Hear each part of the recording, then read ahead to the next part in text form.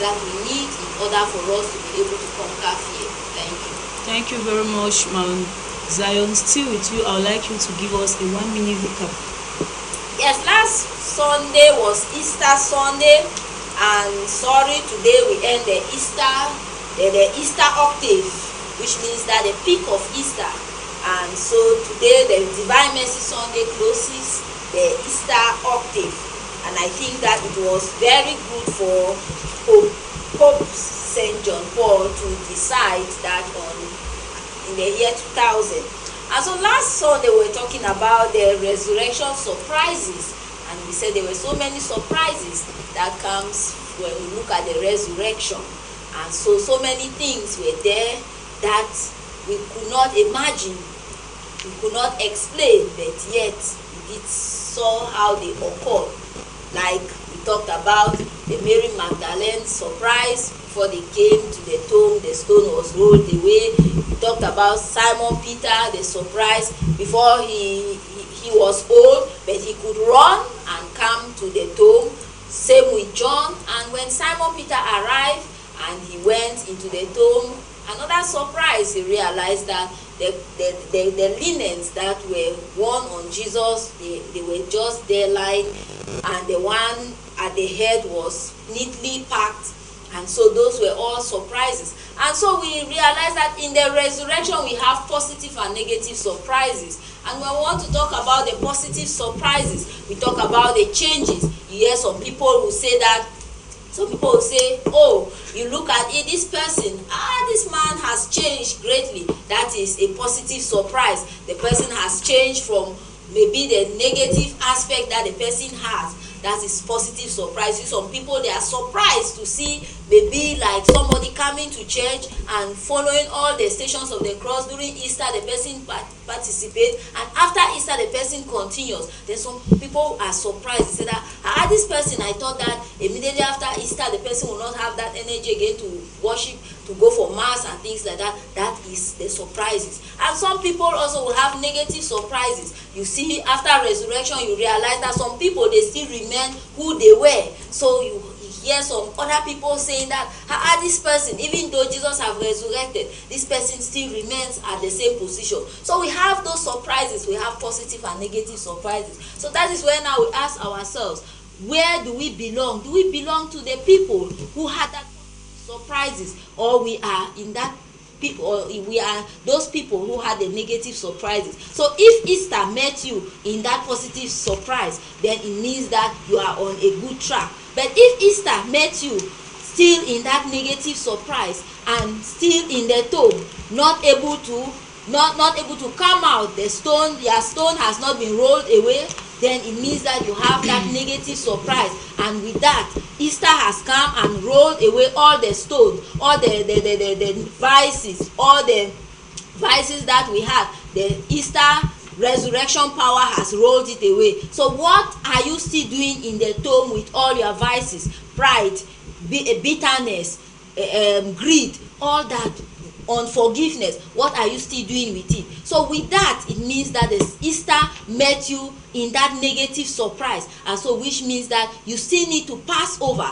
Those whom the Easter met them in that positive surprise is because they have passed over, and they have passed over with Christ. So let us, like Christians of the resurrection, let us be able to pass over. Let us kill fear, so that in that light we are able to be bold and courageous, just like the disciples, the resurrection disciples, who went out now and they were preaching boldly. So we also, like Easter Christians, we have to have that boldness and that courage to be able to stand tall for the things that we know that they are the truth, because Jesus said, I am the way, the truth, and the life. So we should be able to stand up for that truth, so that through that we are going to inherit eternal life. Thank you, Marvel.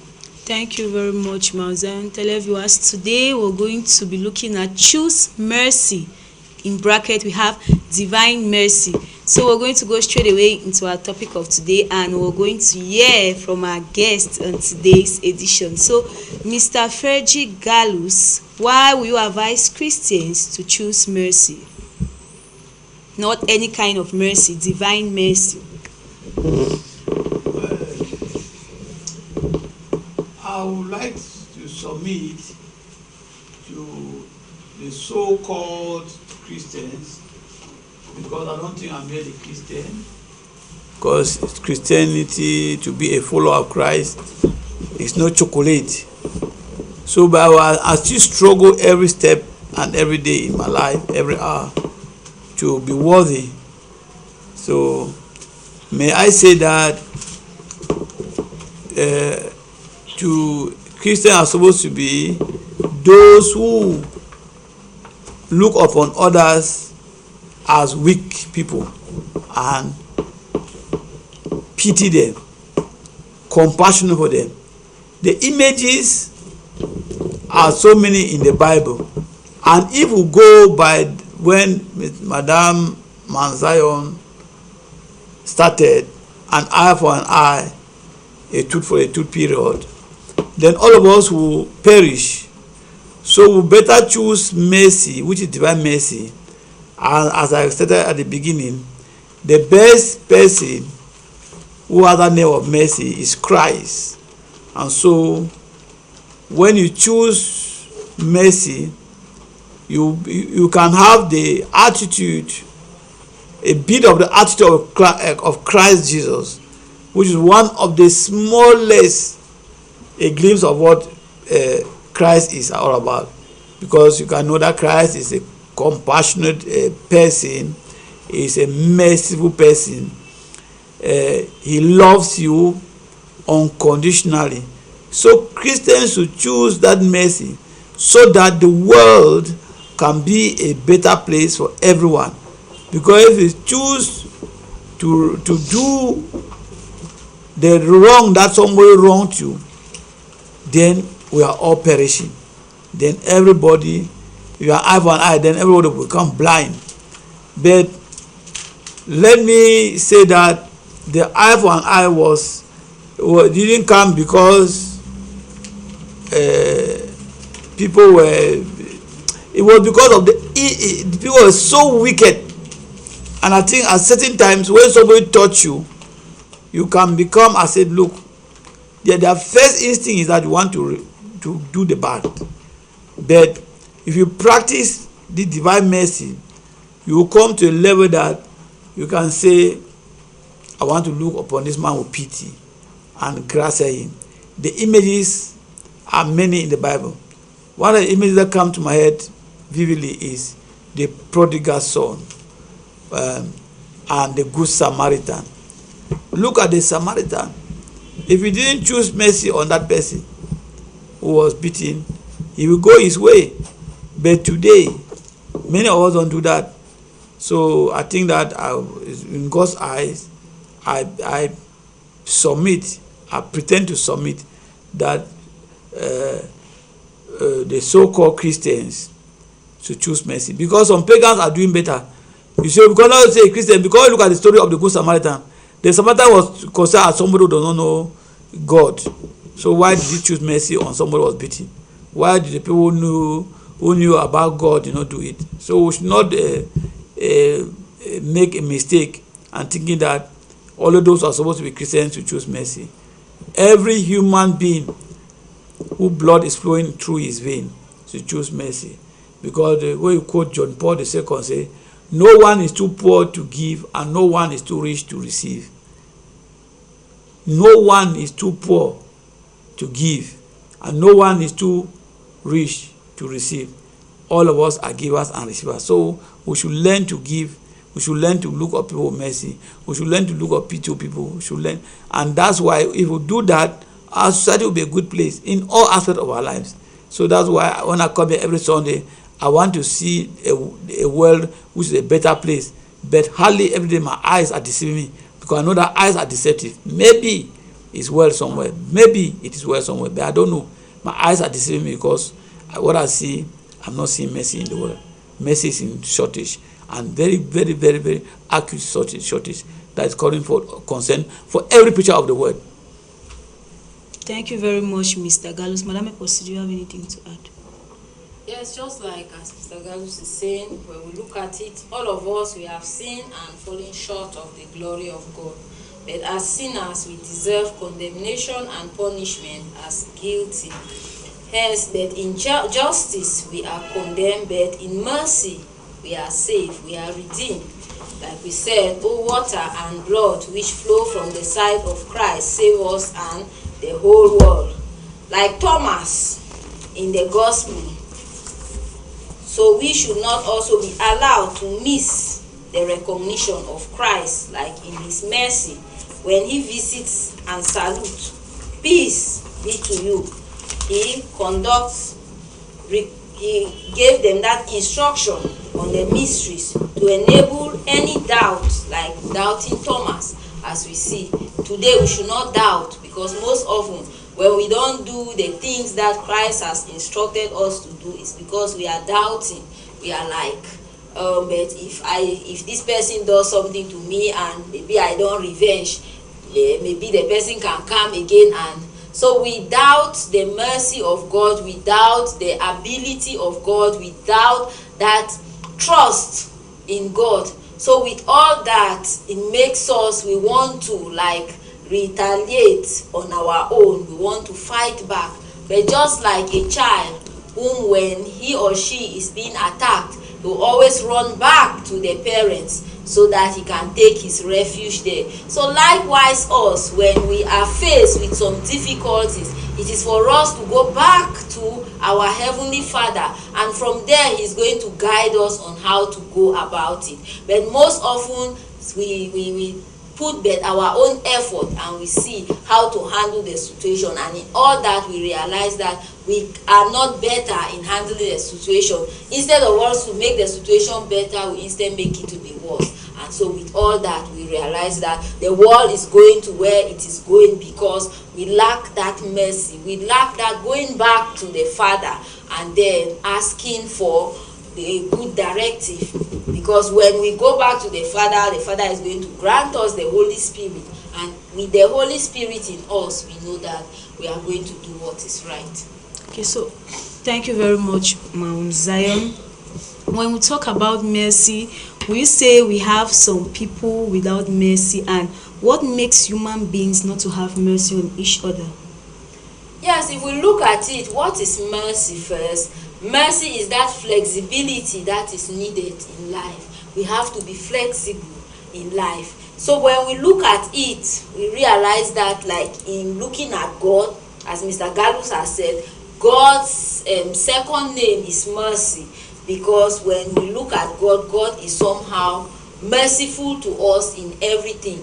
But now when we talk about some people not able to execute mercy on others, because when we want to look at it, we look at more of the evil in the world.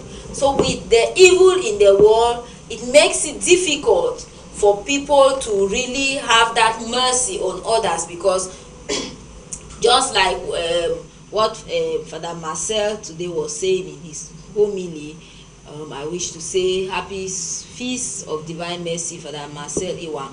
So as he was saying in his homily, he said, at times, most often what happens when let me say somebody does something to you, like you forgive the person looks at you now as a weakling.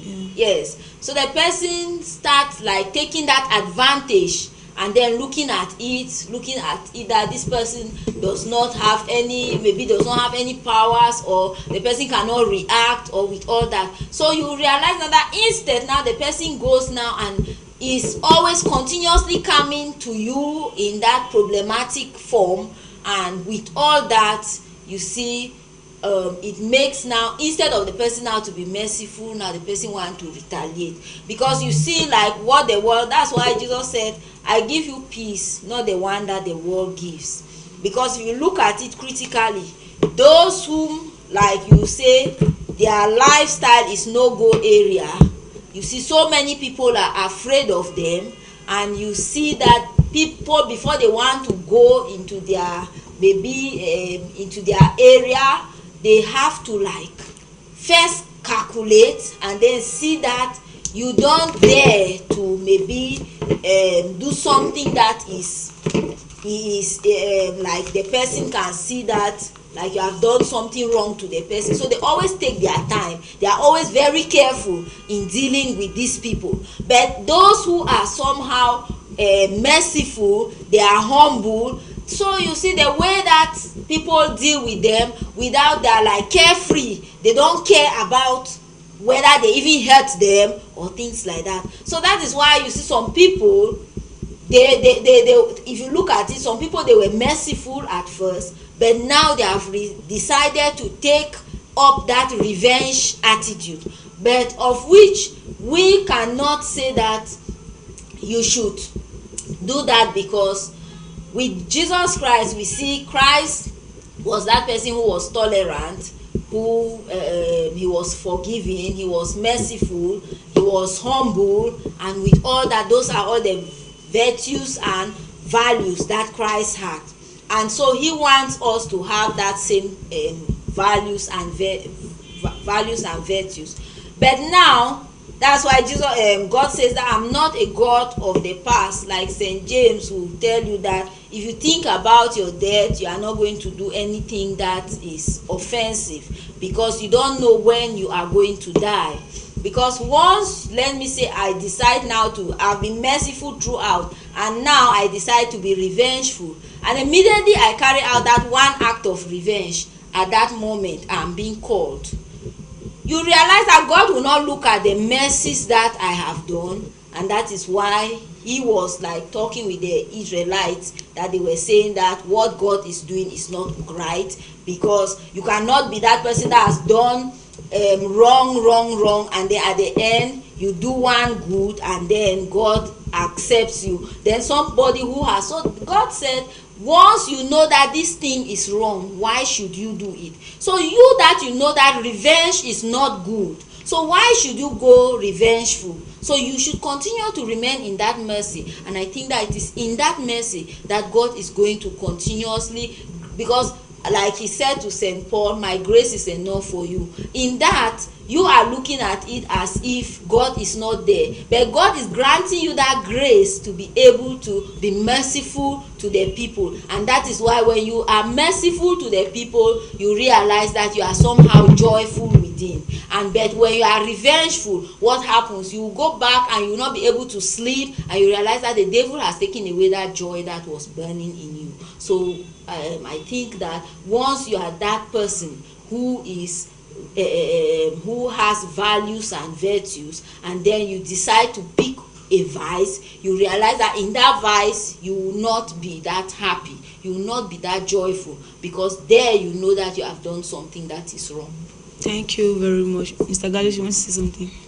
I want to say that if man wants to live well, he must, it's an obligation to choose mercy, except that man refuses that he is the best. You will notice that most people, they put pride and arrogance very, very up there in their life, and it doesn't help. It makes them to be blinded in what, when they themselves do wrong, and that causes a lot of problem. So instead that we should be asking God to clothe us with his humility, many of us who think that we have the authority, Zion, who think that we are up there, they can mash you, they can smash you, they can cut your neck and say, I get money, I will pay for it. I quite remember when I was very, very little in Mutengene. All the Mutengene that you see like that, where this market Mutengene was all rubber farming. Young man alive should come to us and also how that thing was. All that area was rubber. So when they, on the 15, when they will pay, they will come, we'll go to the camp to sell. Because my mother she was a tailor. So we'll go and sell little dresses.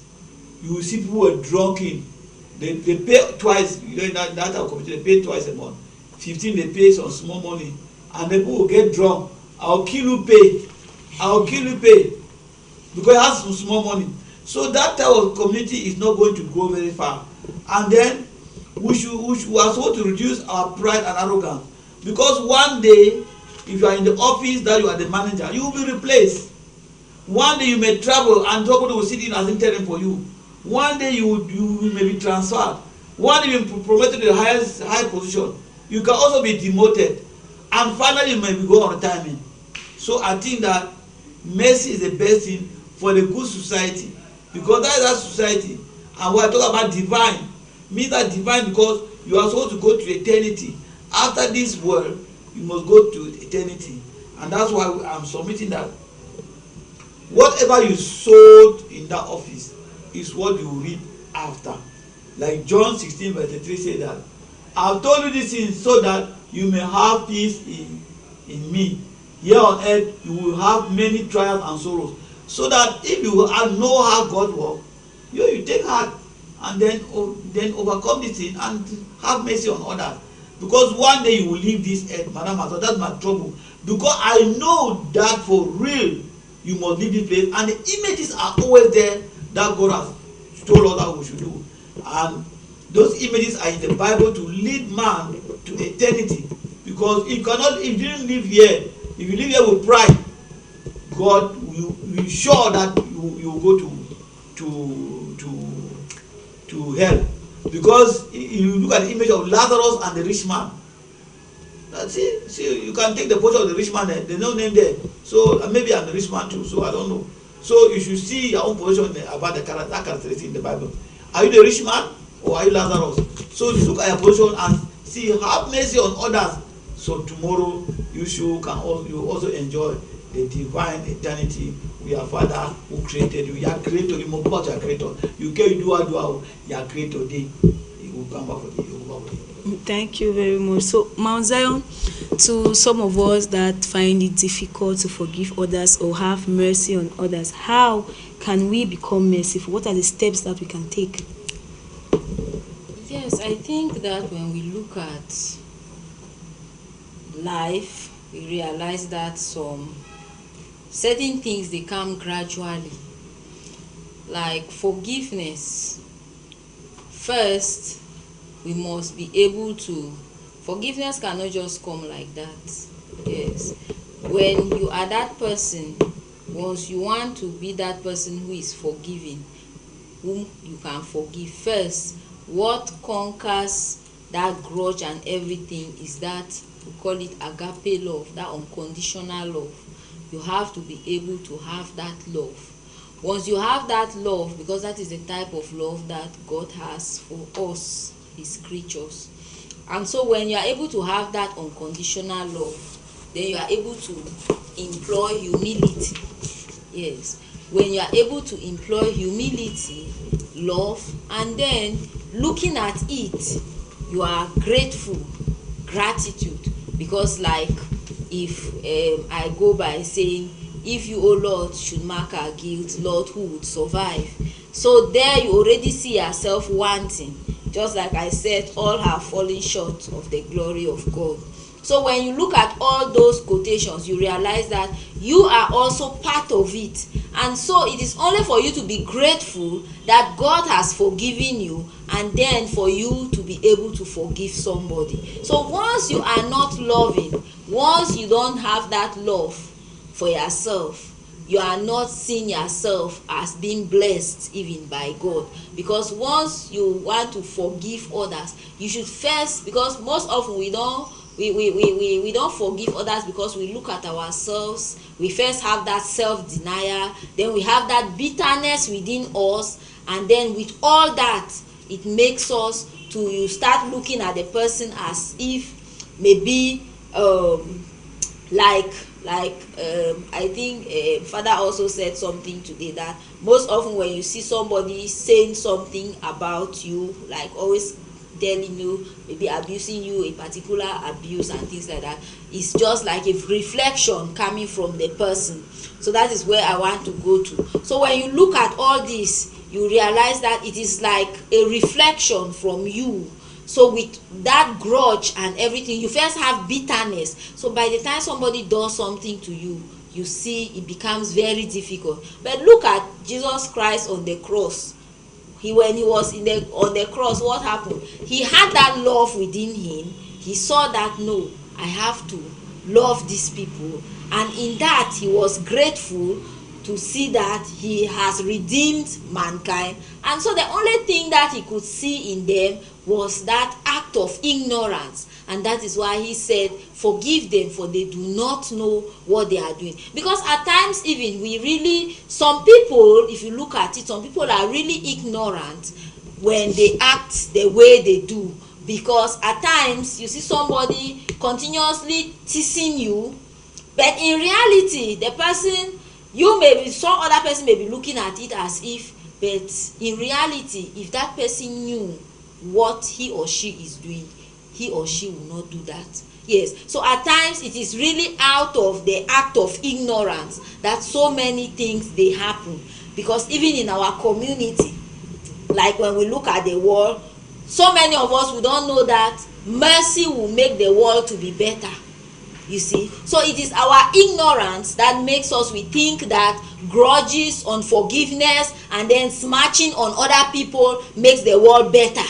So with all that, we are ignorant. Because if only we knew that mercy is what will make the world to be beautiful, then all of us will run towards mercy. But since some of us, we think that when you suppress others, you come, you want to have everything, you amass everything, and then at the end, because when we look at like kindness, you will never know where the kindness that you have done to others, where it is going to come back to you.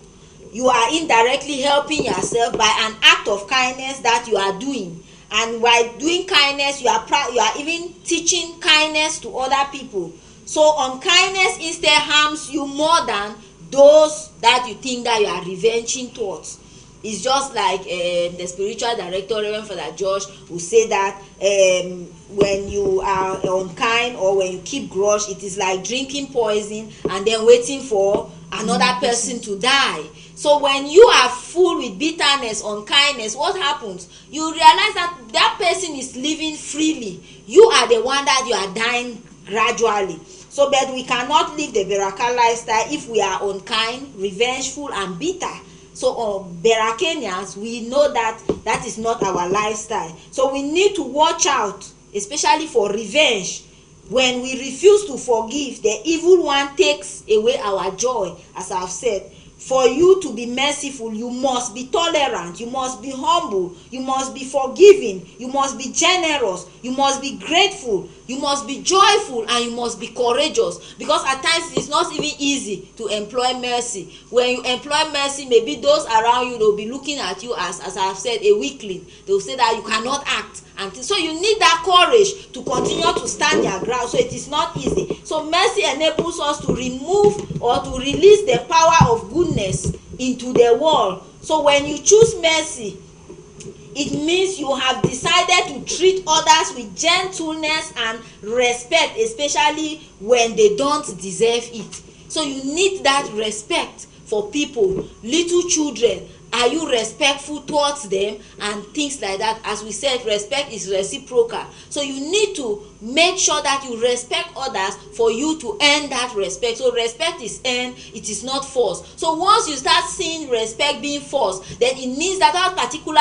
individual is not doing something that employs respect. And so what the person needs is just to force that respect to other people. So like as we are saying, this Divine Mercy Sunday is something that it is good for us to have a rethink, and then we look at it. How merciful have we been? How merciful have we been in our community? How merciful have we been in our family, to our children, with all that? Because when we look at it, the world is really getting out of hand because we don't have that mercy and compassion.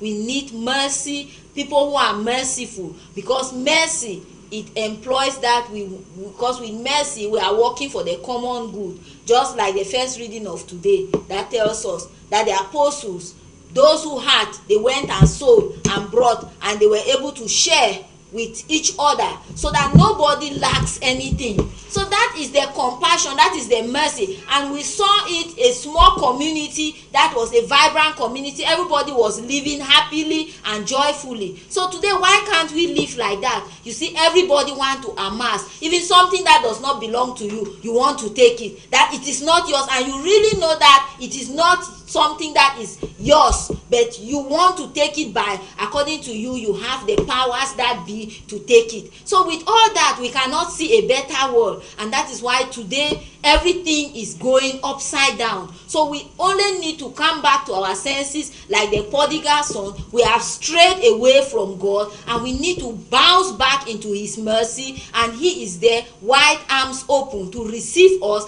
and then to call us back to that particular area that we are always his sons, to receive us back as his sons. Because if we look at it in reality, things are going out of hand, marvel, because we are not really those people who are merciful. We are not people who are even caring. We are not generous, even with our time, our 3 T's, our talent, our treasures, and our time. We are not generous with it. So what we want to have everything to ourselves, and that is what makes the world we see that the world is bad, and everybody is saying that the world is bad. But now, how can we make the world right? It is only for us to be right, and by choosing mercy. When we choose mercy, then we'll start making the world to be right. Okay, so Mr. Galus, a quick question. Madam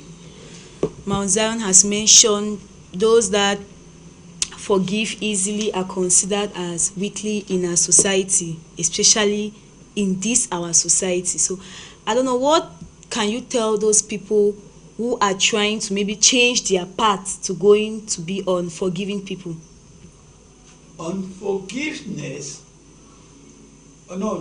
Forgiveness is a prescription from God. It's a decree. When you go to the hospital and you have malaria, the doctor will prescribe you drugs that will help you to take away your malaria. So if that human being that refuses to forgive, means that you have decided that you want to go to hell, because there is no in between.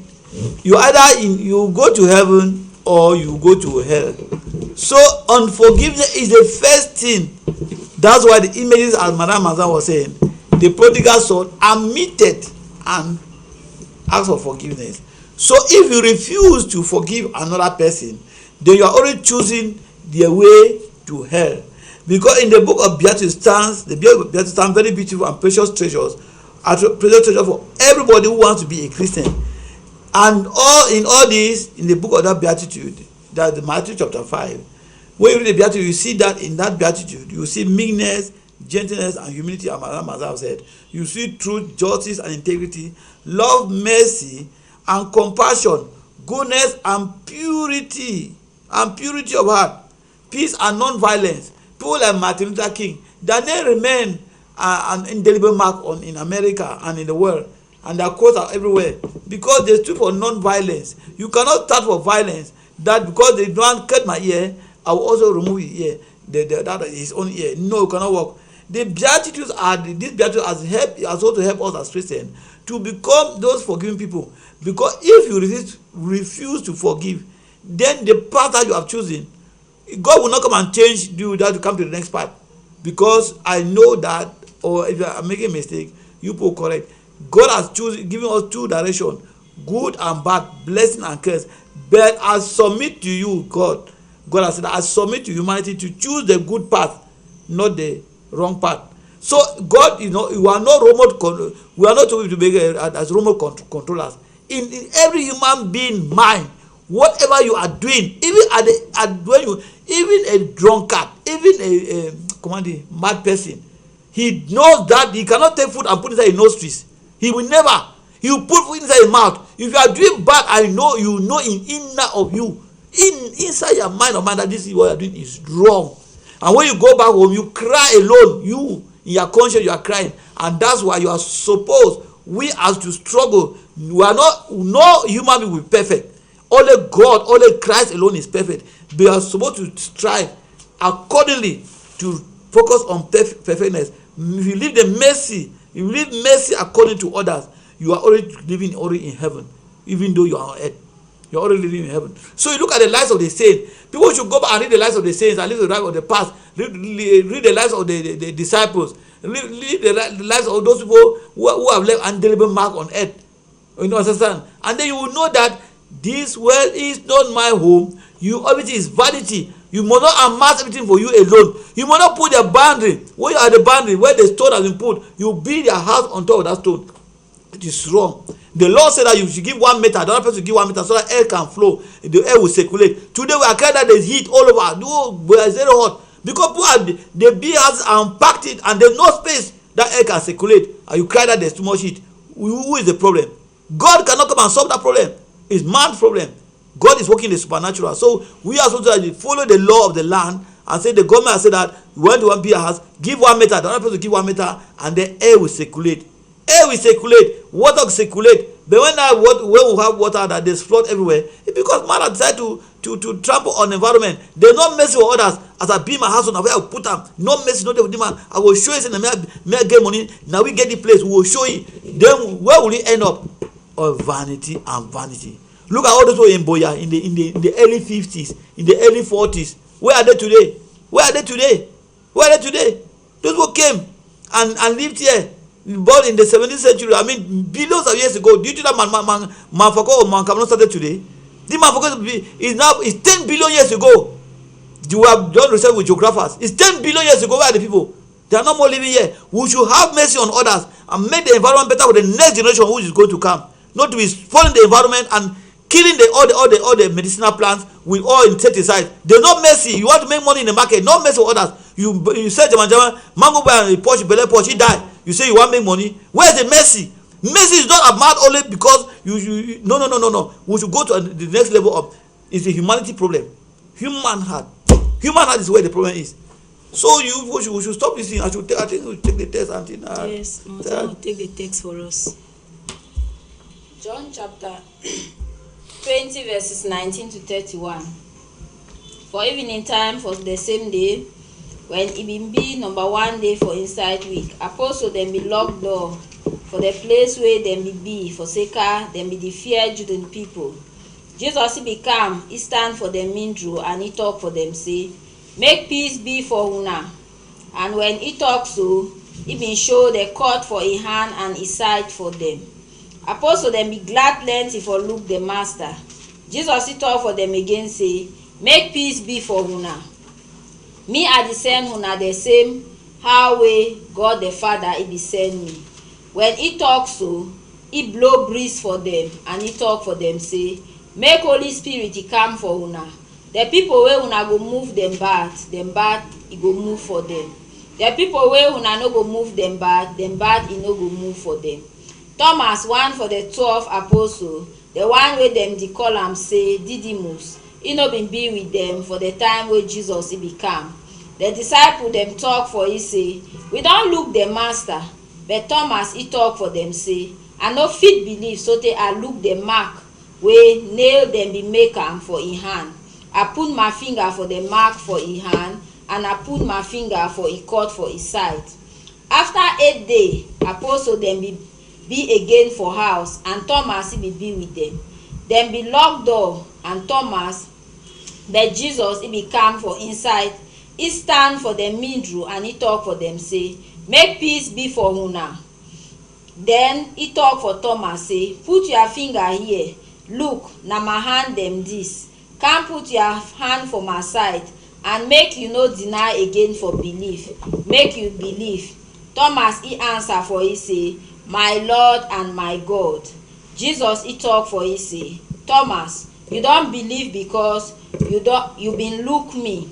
But I tell you say, glad it be for people where them no been look me, where them no been look, but them believe. Jesus he been make plenty other wonder work where apostle them be look am, but when them no put am, where them no put am for this book. but dem bin write this one dem for make una believe say Jesus he be the Christ, the pikin for God, and for sake of this belief make una go get life for him name. God he talk. God talk na glory be to God. The gospel of the Lord. The gospel of the Lord. Praise to you, Lord Jesus Christ. Because this is the talk of Christ. When you look at you see the inverted commas open and close there. Yes. He said, thou no longer but believe. Yes. He God Jesus talking. You see the inverted commas up close here. Yes. So these are the words that come from Jesus Christ, and I love what you have ended the statement. He said, this was written. This is how it happened.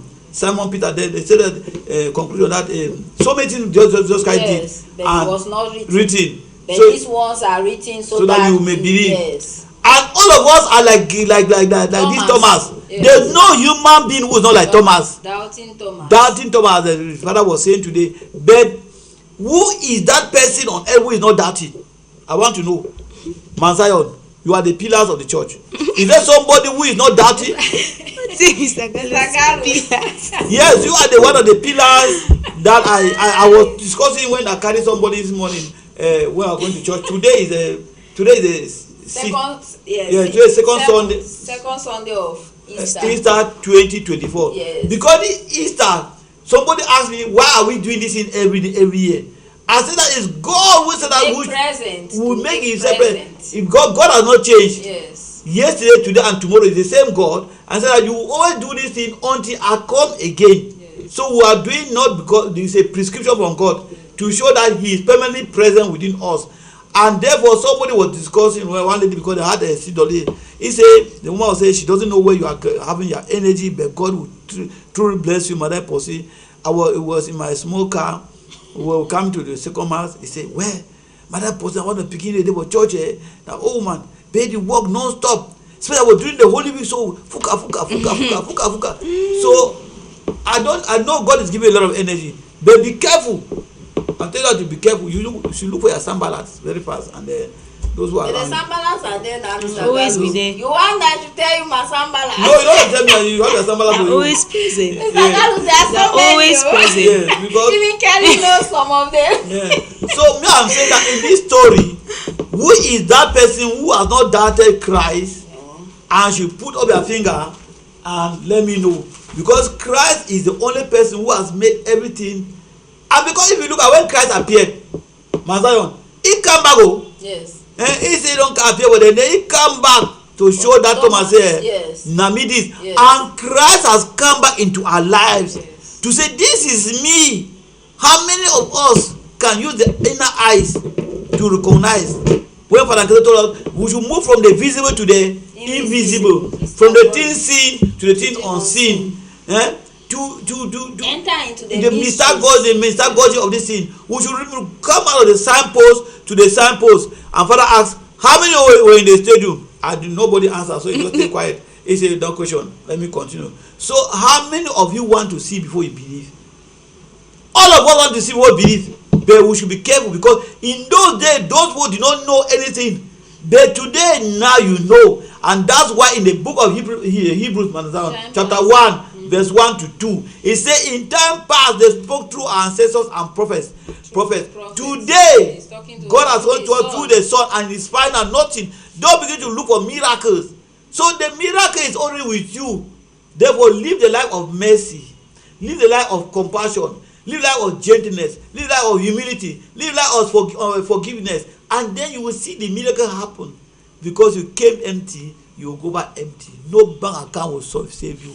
You cannot talk with your money. You cannot talk with your neighbor. Love your neighbor as God has loved you, not as you love yourself. Because myself talk at the beginning, some people don't even love themselves.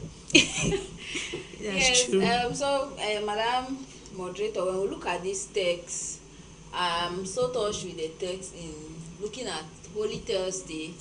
As we said, Jesus be make apostle them father, and when he be make them father, because he be no say he go make the Eucharist, Holy Communion.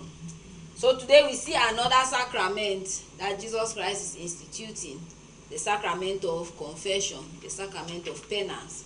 We give them that order it was say the people wey una go move dem bat e go move for dem. The people wey una no go move dem bat e no go move for dem. So before that, he breathed into them the Holy Spirit. So this is another sacrament, and today we are celebrating the Divine Mercy Sunday. And like Saint Faustina, looking at the Divine Mercy diary that he gave, and from what she wrote, one of the things were this sacrament of penance. And you see, Emeritus Bishop, when he was there, he officiated this day for all Christians to come at the co-cathedral. I think you can remember.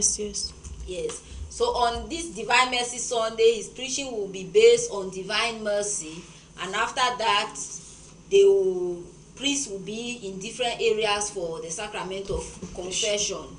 So with all that, that is to gain an indulgence. That's what we call complete indulgence. So all that is struggling to save souls.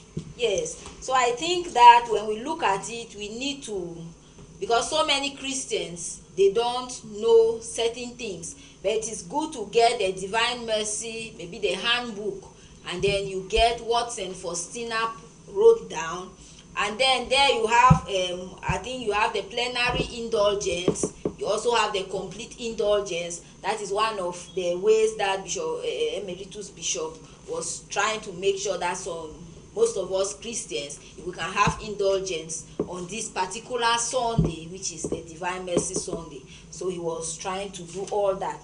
So I think that it is something that we have to look critically in it. Like so many Christians, they shy away from the sacrament of penance. They shy away from confession. They don't want to go there. But I think that that is one way of us to obtain mercy. And when we go there, we see like Saint John Paul, he was going for confession, I think weekly. So we should always, even if we don't have mortal sins, we have venial sins. So that is why we should always go for the sacrament of confession to the throne of grace, so that we can be able to cleanse ourselves and then to come back anew.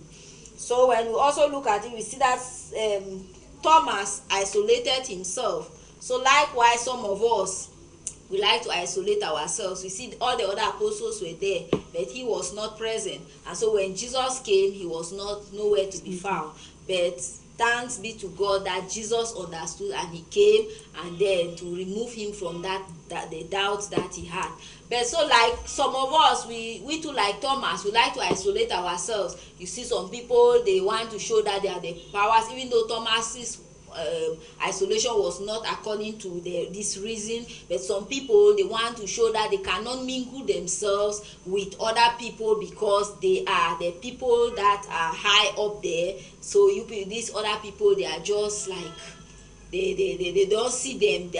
They say that they are not their match, that type of thing. So you look at yourself to be too big or too up there that you cannot like calm down. So but with all that, we see that the isolation is not good, because at times when you isolate yourself like that, you are the one that you will be wanting somewhere. Yes. So what we need to do, like the first reading tells us, the early Christian community, they live together. And so when we live together, we realize that there are so many things that we are going to enjoy. There are so many things that we are going to enjoy, because when we look at it, everyone is called to the kind of life that the early Christians they live. Nevertheless, we are all called to share love and concern for others. But how many of us do it? Besides, as Christians, we need to be strengthened, comforted, and enlightened and confirmed in our faith by fellow Christians. So all this, you need other people. That is why we as Christians, maybe you not know something, you ask your fellow Christian, and maybe, as I have said, even kindness, you can learn it from other Christians by their practice that they do it. So but like we have small Christian communities, how many people even want to go there? Everybody is like, some people don't even want people to come to their houses and things like that. They want to isolate themselves. So no matter how the church strive to see that the Christian community, because the Christian community of the apostle, it was still small because it was a growing Christian community. But today, consider a church like St. Charles. You cannot know everybody there. But now the church goes back and say you people can form a small Christian community around your area, so that you people can know each other. Then, like this first reading, you people can be able to live that kind of life. But how many people want to attend this Christian community on Thursdays that are being held? So but when we look at it, Holy Mass too is a great opportunity for we come as God's family to share our prayer, love, and nourish and united spiritual food, the body and blood of our Lord Jesus Christ. But when we look at it also, how many of us even benefit from it? We come with separated intentions, separated ideas. So we must have an unselfish love and concern for others. If not, we are going to also miss eternity. So we must be able to be those people who love each other, who are concerned for each other, who can live in that Christian community, whom you look at your fellow brother as that really brother, not looking at the person as an outcast. Because so many of us who have created boundaries, this person is an outcast because of this, maybe I am up there, this person, so with all that we have made our small boundaries. But when we have all that, then we come for Holy Mass and everything. It does not change anything. So what changes is that mercy, that we can be merciful to each other. You look at your brother, my brother does not have something to eat today, you remove something and give to your brother. You look at your brother's child, my brother's child cannot go to school. With that, you are moved with compassion. But how much is the school fees? You that you have, you are able to reach out to the person. With all that, it makes the community now to be good, and it makes the community, each one of us now, you are your brother's keeper and your brother is your own keeper. So with all that, but now since all of us we have put our boundaries, that's why so many of us we live even like strangers. You see so many people, something happens, somebody shouts here, nobody is even coming. Everybody say, today we live in a society where mind your business. So nobody want to mind another person's business. But I don't think that is the good news that Jesus Christ preached, because Jesus Christ was not that person who preached about minding people's business. Jesus Christ kept across the gospel. That is why both the outcasts, who were the Samaritans, and the Jews, they had to come together. So there is nothing in Christianity or in the good news like minding your business. So if we have that type of slogans, we have those type of statements that we are making as Christians, then it means that we have not even started even maybe putting, even thinking, or even reading the not even understanding, but just reading the Bible. We have not even started. So we need to start reading the Bible and then get the understanding and then live it, because we cannot be living in a society where everybody minds their business. You want to see somebody doing something wrong, you want to tell the person that, well, see what you are, abeg leave me, begin mind your own business. How much thing why they do it concern you? But looking at it, you are destroying the community. So how can people be minding their business whereas you are there destroying the community? So I think that it is time that we have to sit up and then we see how to make sure that we build the community, just like Mr. Galus have said. People build houses without any spacing and anything. But we have maybe bodies that are responsible for that. So we have to check all those things and see that to create a good environment for us living in the type of life that God wanted. Because when God created the world, everything was good. So we are the ones that are causing all the havoc in the world. So except we come back to our senses and we start doing what is right, then we'll see that the way God created the world, then we can go back to Genesis and start living Genesis. Thank you very much, Mazel. Time is no longer on our side, so I'll plead on you guys to conclude on today's edition. How can you say time is no longer on our side? Our time here is not for finished. us. Time is for God. You understand? Time is for God. Time cannot be against us. Time is of God, but we have to do our thing sharp because time no dey. You see, you come for the ground, you must stay papa because you are on pilgrimage. You have to go. That's why we eat the unleavened bread. We eat unleavened bread. Cannot go and put yeast in the bread. You have to wait. So time is there. The time is always there because time is God. So I want to say that in this text that we have read, Madam Moderator, they told us in John chapter 20 verse 19, say they were locked. They said the fear. The fear. So Madam was always talking about the small Christian community, maybe because of fear too. So people are afraid because the way people are behaving today, the behavior today will need a moral rearmament. So me, I'm just submitted to moral rearmament, and then we should live like Christ. That is mercy. Because the Lord has said, because they are afraid, and some of us are afraid because of the things we have done to others. Yes. You understand? Yes. Because Peter will be denying Jesus Christ. He no fear. He said, that man not terrible that master, I go lock myself in the house. I don't see that man. We stand. I will say, who told you to do that? What would you say? How many of you told you from your brother? You when your brother is coming back, you say, hey, don't he come back? You guys to go and hide your head. So I want to say that if we stay and behave, an animal behave like a lion, no matter how much we explain that it's a lion, it will not work because it will just barking like a dog, but it's not a lion. So we should do as Madam Posi saying, when you want to stand as a disciple, it's costly. You are going for an ordeal as a disciple. So if you denounce what is society, if you know what's going to happen to you is that they will crush your head. They know saint, they know disciple of Christ, that head was not crushed. So you are going for an ordeal as a disciple of Christ. You want to be a disciple of Christ, it's very, very costly. So none of us should move out to say that we are going to have clap for us. After all, in the book of John, John chapter 6, when Jesus Christ preached his gospel, all of them went away. Yes. They left him and said, "Come on, there, which are the gospel to us? Too strong for us to take." So the gospel of Christ is not for chocolate. Very few will pass into heaven because many will not pass through the eye of that camel. The camel passed through the eye of a needle, but many of us Christians will not pass. So I don't know how my own will be, but God has said that it's all by His grace. But it doesn't mean that you should go and begin to connive in doing bad.